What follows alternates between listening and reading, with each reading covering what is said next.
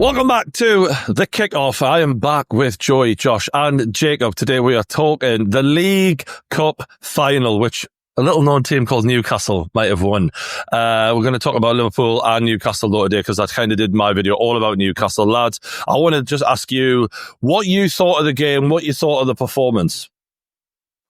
Before anyone goes, I just want to say something very quickly and congratulate Brian, because I've known Brian for a very, very long time, and I know that his childhood was ruined by Man United. I know that he's dealt with so many years of hurt. I know that he's dealt with Mike Ashley.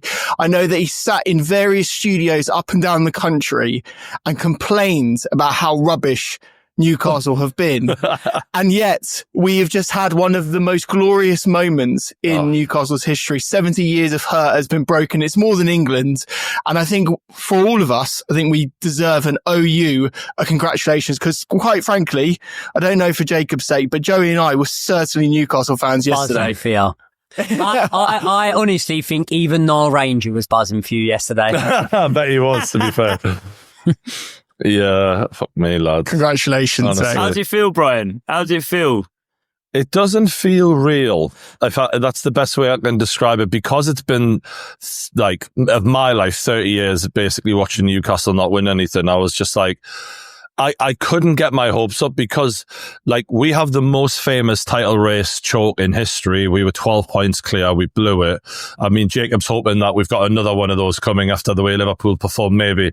But like, and then those multiple 3 cup finals, no goals, man. Like, I was just like, come on, like, this ain't going to happen. And we're playing Liverpool, who look like the best side in the, like, that Champions League table, they were number 1, and they've only been beaten once this season. Like, we haven't beaten them in 10 years. And if you look back at our record against them over the last 30 years of me being a fan, it's fucking shit. So I deliberately just was like, we're losing. I didn't want to get my hopes up. And when that first Dan Burn goal went in, that's when my eyes lit up and I was like, it's fucking happening! We did tell you it was coming, Brian. That's the thing. Like, we were saying for weeks that Newcastle were going to win it. And especially after that Liverpool results. Welcome to the Winners' Club, mate. Yeah. We're only one member of today's session has won a trophy this decade. Fucking hell. That is mental, I'm only joking. Chelsea got the Champions League in there. Arsenal. Yeah, I forgot about that. Yeah. It was just a love. Here's the thing: you play FIFA and watch like each Newcastle for God knows how many years lift a trophy, and you're like, God, it would be nice to see this in real life one day. And just to see Bruno and Trips lift it, that was an amazing moment. Like just to be like, wow, there's the black and white ribbons on the trophy. We have done something. And the problem for many clubs, not just Newcastle, but especially Newcastle, is when it becomes a thing. It really, like England, we've seen it, you all know it with England, it feels like the level of pressure, because we haven't won anything in so long, it's greater, because if you've won a trophy in the last 5-10 years and you bottle a final, it's like, well, it's not the end of the world. Like, you know, we've done it before, we'll get in there again. It doesn't feel, the pressure is different. When you've not won a trophy for 70 years, to finally break that curse, it feels like, it just feels like a curse. And now it feels like, well, maybe this could happen again now, because, you know, when you bottle the final against Man United, who we were easily a better team than at the time, in my opinion, and we've beaten them pretty much every time we've played them since then. You're like, God, we even blew it then. Have we got the bottle for it? And what we showed is, even against Liverpool, we absolutely had the bottle of it. Them lot were like, they were like men possessed out there, like especially people like Joe Linton and Dan Burn. Like, they just stood up and were like, we want this more than you. And I thought it was very clear Liverpool didn't have the hunger that Newcastle did. I don't know about you. What did you think?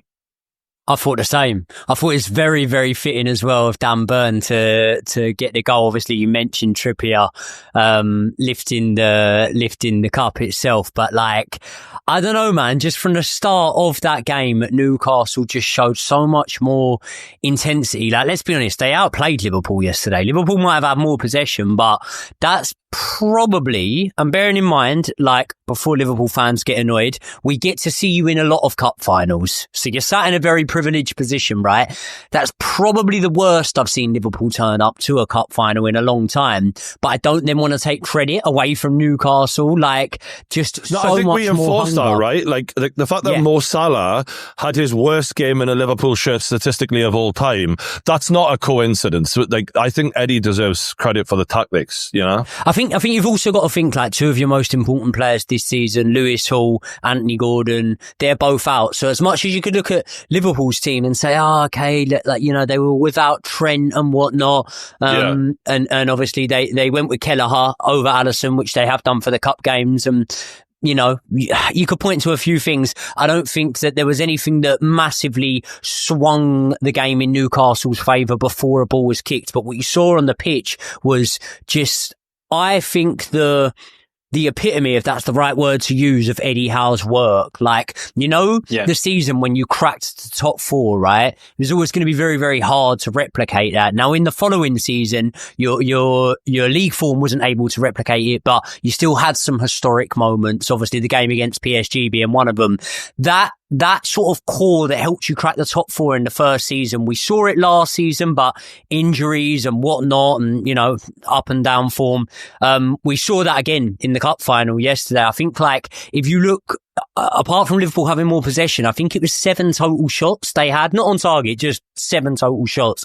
Yeah, Newcastle had 17. You had 17. Yeah, that doesn't include, Isak's, does it? Obviously, the disallowed goal. So it's 18. Which by the way, can we just clarify? I just want to know your opinion on this, because Bruno Guimaraes is in front of the goalkeeper as the shot's taken. And the idea is Guimaraes is in an offside position because he's blocking the goalkeeper's view of the shot, allegedly. The goalkeeper saves the shot. If he was that impeded by Bruno Guimaraes, he wouldn't have saved the shot in the first place and then spilled it onto Isak. In my head, I was like, I get the rules, but if you saved the shot, how impeded were you? You know, and he anyway. he doesn't spill it in front of him to Isak. It's off at another angle by that point. But if it was my team, I'd be claiming for the. Of course. I'll be claiming for it. We all know that. Yeah. What about Jacob? I want to know what you think, because obviously we're trying to catch Arsenal, Newcastle.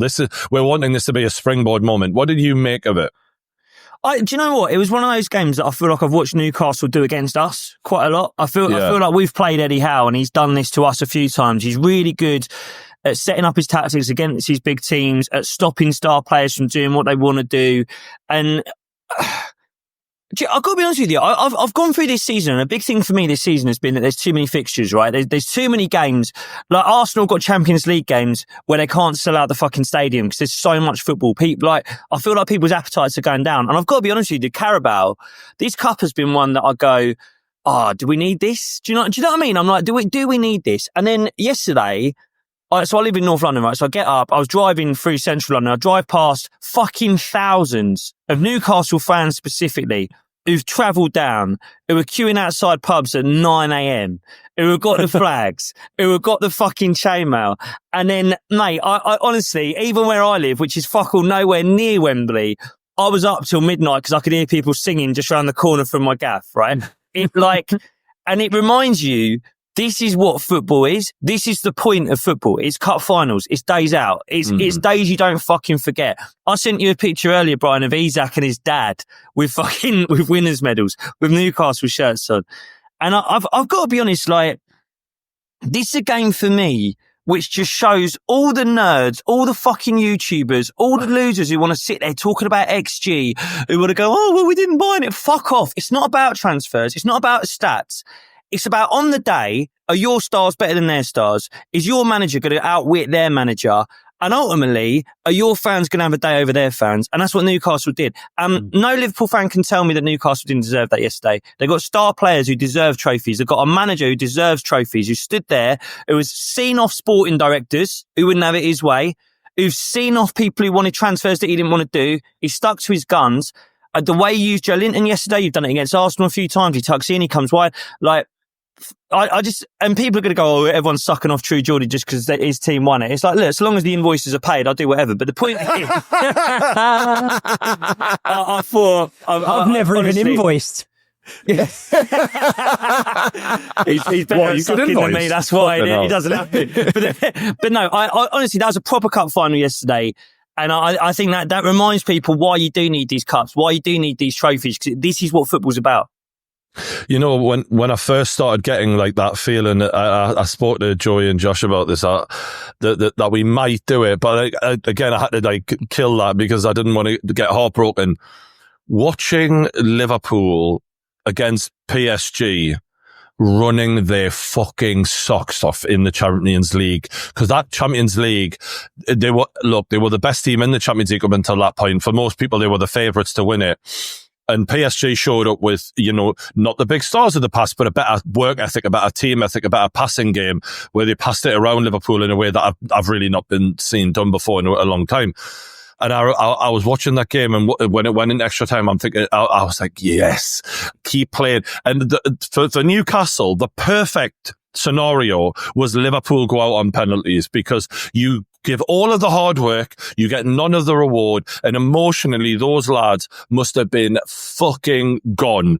And by comparison, in that tunnel, when they looked across and you see Bruno and Joe Linton, those Brazilian beasts, just salivating at the thought of this game, they just mentally were nowhere near in the same place that we were, because the Champions League to them is the Holy Grail, and obviously the League Cup is a different thing altogether to them, and they just could not fight us for it. And to be fair, you mentioned all of those games. Apparently Liverpool have played like 9 more games than Newcastle this season. And I think it did show. And I think it showed not just this time, but last season as well. I think around about this time was when Liverpool's title race sort of fell apart. And, you know, luckily for Liverpool, they've got a massive lead in the league, and it's unlikely that they'll throw it away at this point. Very unlikely. But still, what do we make of this week of hell that they've had, where they've gone out of the Champions League? Arne Slot's had an amazing first season, but some people, not me, because I do rate him, but they may look at it and go, look, big game management. He flopped against PSG both times. They got lucky in that first leg, but they should have lost that game as well. They've then flopped the cup final. Is there any cause for concern? I think the only rationale and the argument you could have for cause for concern, I'd like to know what you guys think on this as well, is I suppose the debate about what happens about the 3 big stars, because we keep talking about this over and over again. We don't know what the contract situations are with any of them. And I feel like Trent is, you know, 1 foot out the door, let's be honest. I think most Liverpool fans chip in on Trent, because on Trent, when he got injured, I remember thinking, fuck me, that could be massive. And actually in the game, it was even bigger than I thought it was going to be, because the lack of service to Mo Salah, yes, we did everything we could to stop it, but him not being there was massive. And I think now Liverpool fans may get a glimpse of just exactly how much they're going to miss Trent, even if it is just Trent who goes. Yeah. And as I was saying, I think the Van Dijk situation as well. He said he hasn't got a clue. He hasn't got a clue, and he's also speaking with the director of football of PSG, which I thought was a really weird sort of like moment. He's either doing that intentionally on camera to sort of get a reaction and try and get a new contract from Liverpool, or he's doing it because he is actually having a conversation with the guys at PSG. Like, I think that's absolutely a move that makes, well, it doesn't, it seems like it's logical. And then with Mo Salah, like, I think, does this result mean that they're less likely to stay, or does it mean that they're more likely to stay? I think is the biggest question that we have to ask here for Liverpool fans. What do you think? I don't know if this has... my suspicion is Van Dijk and Salah are staying, and I've had a feeling that's been done for a while. Do you know what? I saw Robbie Fowler talking about it, and his theory was they can't announce that because it suddenly looks a bit weird on Trent if they announce the other 2. Do you know what I mean? So that's why they might wait till the end of the season to announce Van Dijk and Salah staying. So my feeling is that... Do you think Van Dijk's lying when he says that it's not done and no one has a clue and I don't have a clue? And do you think he's holding that together? Because it's a weird thing. He could easily just say nothing. So for him to come out and be like, this is definitely not signed, it isn't done, I don't know what's happening, no one knows what's happening actually. It's such a huge statement from a captain of a football club, especially before a cup final. It's hard to say he's already signed. Do you think it could be incentivization for his teammates as well, though? Like, say, for example, Fergie announced he was leaving Man United before he left. He didn't wait until the end of the season, did he? And if you look he announced about halfway into the season, January time. I think. Yeah. And if you look at like, I'm not comparing it to that, but I think like listen, it's only 30 days ago they were chasing a quadruple. It was only 30 days ago. And realistically, like, you wouldn't have backed against Liverpool in the Champions League, at least reaching the final or something like that. I don't think this season's Champions League is the creme de la creme, in terms of the teams in it. Maybe that's something to do with the format and whatnot. But it was a month ago that they were on course to win every trophy available to them. So if you've got, I don't know, someone who's not as important, whose contract's running down, Darwin Núñez, it'd be a different situation, right? Say, for example, if it's Salah, if it's Van Dijk, if they're saying like, nothing's done, I may not be here the next season, it's almost like extra incentivization to the other boys. Say, for example, who have just come in, McAllister, Szoboszlai, it's extra incentivization to them to say, look, things might get better, but they might get worse. You might never have another centre half playing with you at this club like you've got with me right now. So you need to make sure you squeeze every single bit out of those legs, run your socks off every single game, because I might not be here to assist you in being able to obtain silverware with this club going forward. So you could look at it like that, but I'm not sure. One thing I would say is, for everyone at the table here right now, like obviously we're hoping to catch Liverpool. Mo Salah continuing into his 33, 34, 35 to hit 40 odd goals and assists feels highly unlikely. And I think that's why there's a debate over his contract, because what he's essentially saying is, I want a pay rise. I want to be paid what I'm worth. But Liverpool are looking at it going, but what are you going to be worth? We don't want to be in a Man United situation where we're paying astronomical wages for a player whose output is nowhere near what we're paying for now. And as much as we want to be loyal, like, what is loyalty in football at the end of the day? I think that as a fan of a club who wants to one day be where Liverpool are, I look at their front line, which they've spent a lot of money on. I think Gakpo is a very talented player, a very dangerous player, but equally, he hasn't quite hit where I thought he would be right by now, and that may happen once other people are a bit out of the way, right? He's trying to fight for his place. I think Jota, he doesn't look as quick as he used to. He doesn't look as effective as he used to be. Darwin Núñez, his confidence-wise, it's kind of getting a bit Hoyland-ish, where you're like, fuck me, like, are you done here? Like, is this really worth you even staying at Liverpool? And again, Mo Salah is aging. And as much as I rate the whole Liverpool squad, they are kind of very reliant on certain players, and I just think that they're gettable in the next few years. I don't think where Man City went on that run where every season I felt like Man City were just going to win the league. This doesn't feel that way, and I think there's a lot of hope for other teams with this contract issue. They're giving us hope to have a crack at them in the next few seasons, potentially even sooner for Arsenal, if they can get their forward line right. Do you agree, lads? 100%. Mate, I think it's less than that. It's less a case of hope of catching them in the future. I'm going to be really honest. It's frustration as an Arsenal fan that we didn't topple them this year. And that's not to do with the talent, by the way. I've got to be honest. I disagree about the talent in their forward line. I saw Carragher saying this of, we need 2 signings in the summer. Look at the options. It's not good enough. So look at everyone else's fucking options. Look what everyone else is having to do. I'm watching Arsenal with big Mikel Merino and his fucking Doc Martens playing up front. I'm sorry, I'm not having you complain that you've got Gakpo, Jota, Núñez, however many hundreds of millions of pounds worth of talent up there. But look at Chelsea, no Jackson, what they're having to do, and Kunku, it's not working. Do you know what I mean? It's like, no other team has been as lucky as Liverpool this year with injuries. I'm sorry. And this is, our hands up, Arsenal were lucky last year. This year, Liverpool have been fortunate with injuries in comparison to other teams in the league. Liverpool at the moment, I'm looking at the Premier League table. Liverpool have played 29 games. They've got 70 points. 9 more to play. Maximum points they could hit is 97. What do you lads think they hit realistically? Before the last week, my answer would have been a high number, but in this last week, they look like their legs are going a little bit and confidence is waning. So I think that they are going to slip up.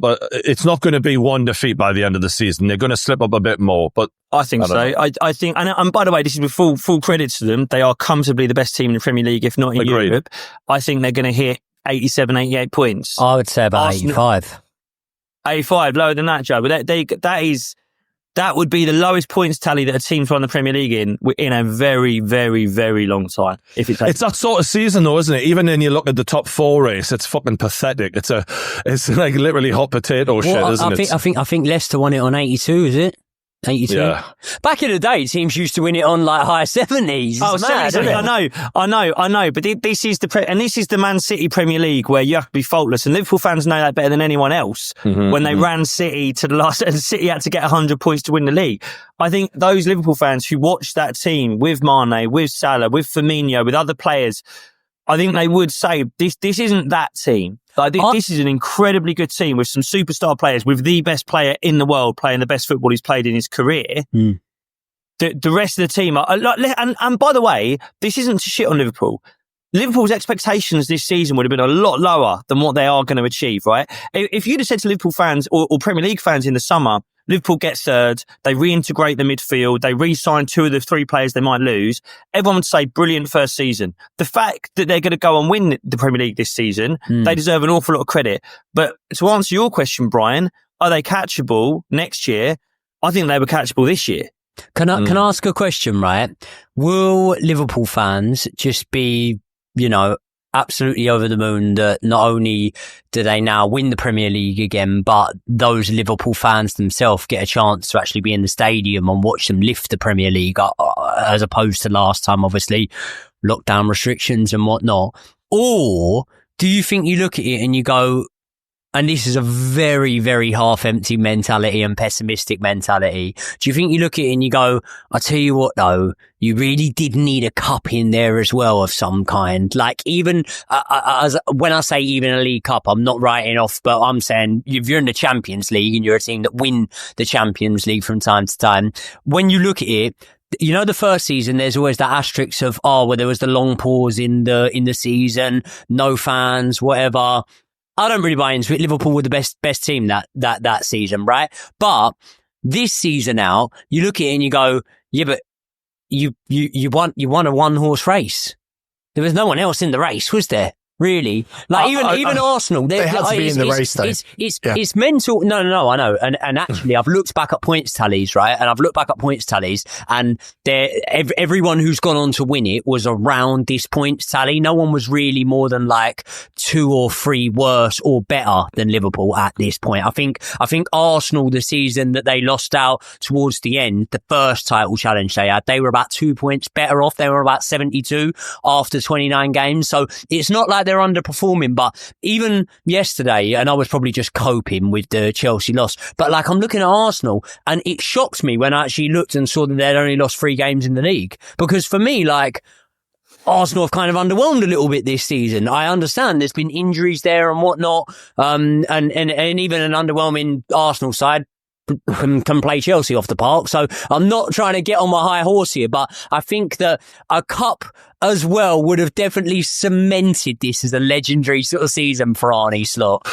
My thinking of if I was a Liverpool fan, look, and let's be honest, they've probably looked back at many seasons and thought under Klopp and thought, well, we could have had this and we could have had that and we could have had the other, because they've come so close so many times and probably deserved more out of the last decade.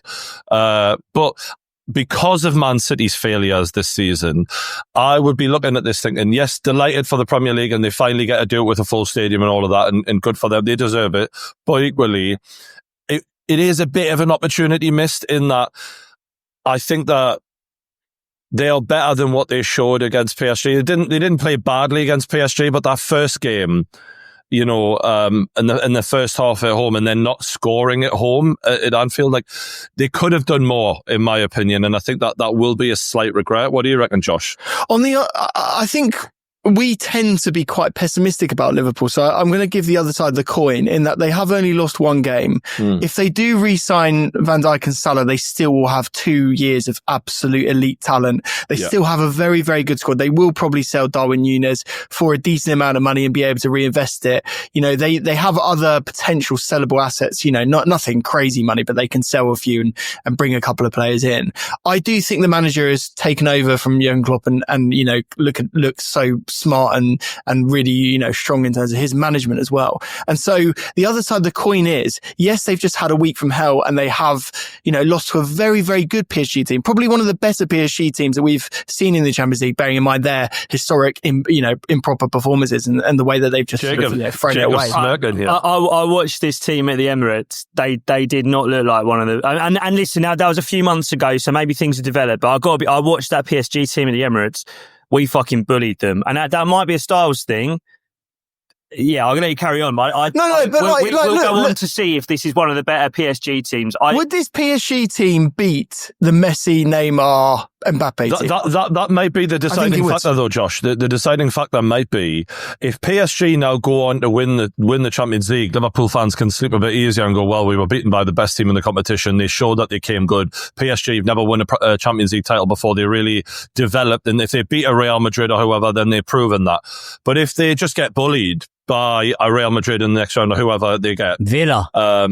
If Villa beat them, imagine Villa do them. Mate, but that's where Liverpool fans will really have a problem with that feeling like this is despite an amazing season, not the fullest achievement that they were capable of. The thing is, though, is like we're for next season, right? You're expecting and suggesting that Manchester City are going to be incredibly better, and Arsenal are going to come on and improve and get better. There'll be other teams challenging. May I add even a name like Chelsea, which will be nowhere near the title challenge next season, and I'm calling it right now. So we're all expecting these teams to push on, but there's no guarantees they will push on. There's no guarantees that it won't be a very similar season to this year. Liverpool have the better squad. They retain the players that they needed to retain. They replace a Trent on the right hand side and still get creativity. And it could be another walk in the park. So I do think we are pessimistic about Liverpool. I'm not disputing that they're in the driver's seat. They are absolutely. If you're Premier League champions, you're in the driver's seat for the following season. One little thing about Newcastle before we wrap this one up. Do you think that this may switch the light on, as it has done for other clubs before, when they finally get that first trophy, and that we may see Newcastle move up a gear and I don't know about challenging for the title, but what do you think this could do for us? I hope not. Not for the league form anyway, from a Chelsea perspective. I hope all of those boys just head on the beach now, mate. You've accomplished everything you need to. Do you know what I mean? Put your feet up, have a few beers. Don't worry about it. It may be though, Joy. It may be that other players look at us and go, that see the fans, see Bruno Guimaraes crying, see how much we appreciate our players, and be like, "Fuck me, that's actually a good fucking club to go and play for now." Do you know what I mean? And we beat a who's who on the way to the final as well. Like, yeah, the whole top four we beat on our cup run. When you speak about this bunch of players as well, obviously you got some older ones, and I'm not suggesting they won't still be there for another 2-3 seasons or whatever, Trippier and whatnot, but Livramento there, Lewis Hall there, you've got so many of those core players that I see sticking around there for a little bit. Maybe, and I'm not suggesting there would be bad transfer business, but maybe wouldn't have been sticking around there for as long had you have been able to go and splash the cash that you've got in abundance, but you're being sort of restricted from. But that core there, I can only compare it in terms of the question you're asking into my experience, right?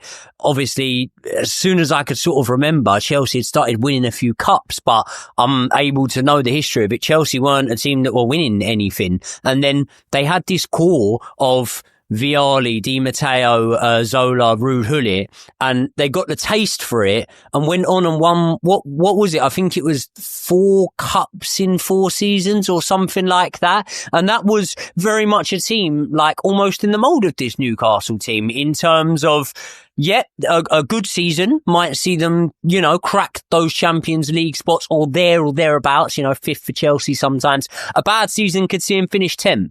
So they were that sort of team. So, but I do believe that when Chelsea went and won sort of the FA Cup and whatnot, it did, because it was always that same core of players. It did inspire them to be able to go out there and believe they could do more and believe. And that's the main thing, is belief, because that's the main thing I saw from the first whistle yesterday was the belief of we're not here to make up numbers. We're here to win this cup. And I think you made the point of it being an ideal situation of what happened to Liverpool. But what I see in that Liverpool team, and as much as, I've said, obviously, that the trophy was behind locked doors, the first one and whatnot. What I've seen from that Liverpool team is a team of characters and a team of winners. And I actually hoped, for your sake, wanting Newcastle to win the cup, I hoped that they would go to extra time, players, to every second possible to them, really drain the legs, but go through against PSG. Because then I thought they might have one eye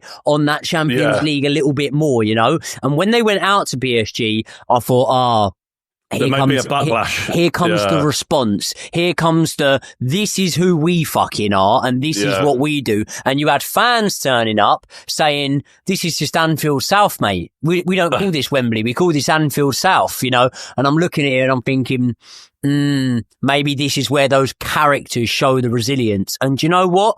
It wasn't even that they didn't. It's the plaudits have got to go to Newcastle for that, for nullifying the ability for them to do that. Do you know what I'd say as well? Like, do you remember Jacob earlier on in this said that, the data nerds and the XG nerds are the ones that are ruining football? I'm going to actually help you with a bit of data and a few points here on this. So begrudge me, Jacob. But I think if you look at the fixtures that Newcastle have got now, I don't really believe I don't know how much really momentum actually makes a difference in football, really. I think it's all about the next game that you've got. And if you look at the games you've got, Brentford, Leicester, United, Palace, Villa, Ipswich, Brighton, Chelsea, Arsenal and Everton to end of the season, you're going to go on a really strong run in the next few games. And therefore, regardless of what happened in this cup final, I do think you'll end up finishing fourth. And I think you'll end up finishing fourth quite comfortably. So I think the end of this season is going to be a very good one for Newcastle. Ultimately, if you said at the start of the season, you would have finished fourth and you would have got a cup, you would have been a very happy man. A cup for the next 10 years would have done me, like next 50 years even. But